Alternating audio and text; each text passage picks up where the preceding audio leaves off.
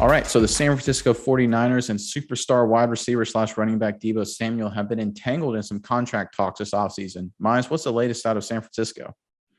Nick, according to Chris Rusvoglu from The Spun by Sports Illustrated and spun.com, it is alleged that Deebo Samuel's contract demands have been revealed, and he is asking for $25 million a year. That is a hefty sum. What do you think about that?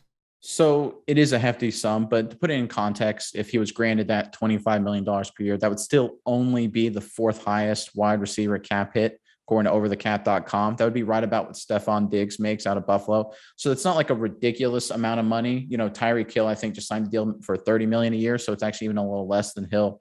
And Deebo Samuel's a little younger than Hill. So, you know, it's not a crazy amount of dollars to ask for. But I can understand why Samuel's asking this money, and I can understand even more why the 49ers would give it to him.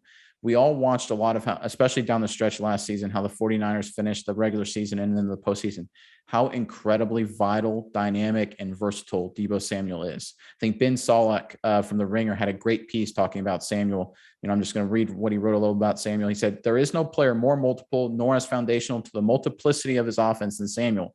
What he does for San Francisco lands squarely in uncharted territory. He breaks the rules of offensive structure and defensive game planning. None of us understands precisely how Deebo Samuel worked, except for maybe that grinning all-pro wide back himself."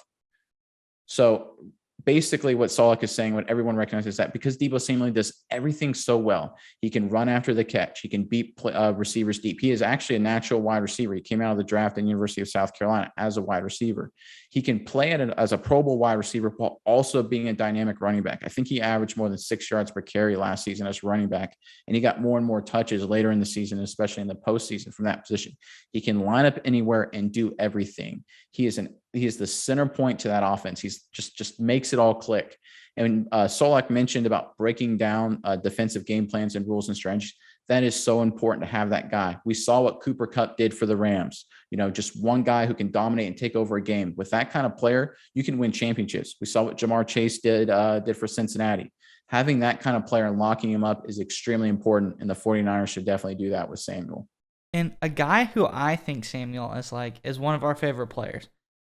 He is a younger, better, more talented Cordero Patterson, but we saw what Cordero Patterson did for the Falcons when he was off the field. Like when he wasn't there, how they suffered, and when he was there, how great they were. Can you imagine how much better Deebo Samuel is? And so that shows you how much more important he is. If Cordero Patterson got a little bit of money from the Falcons, then they should be giving Deebo Samuel whatever he asked for. And personally, I think paying a receiver that much is kind of crazy, but I think he's more than a receiver, as you said. He can line up anywhere. He can do anything. He's a bona fide superstar in this league. And I personally, him being a South Carolina native, going to University of South Carolina, kind of biased. My wife went there, so we like South Carolina players. But I wish for the best for him, and I hope that him and the 49ers can come to an agreement and everybody is happy, because see him play in the league for years to come is going to be very exciting. Yeah, and the other factor in this, right, is the 49ers have been rumored to be moving on from Garoppolo to quarterback Trey Lance. You've got your young quarterback. You've got him on the rookie deal.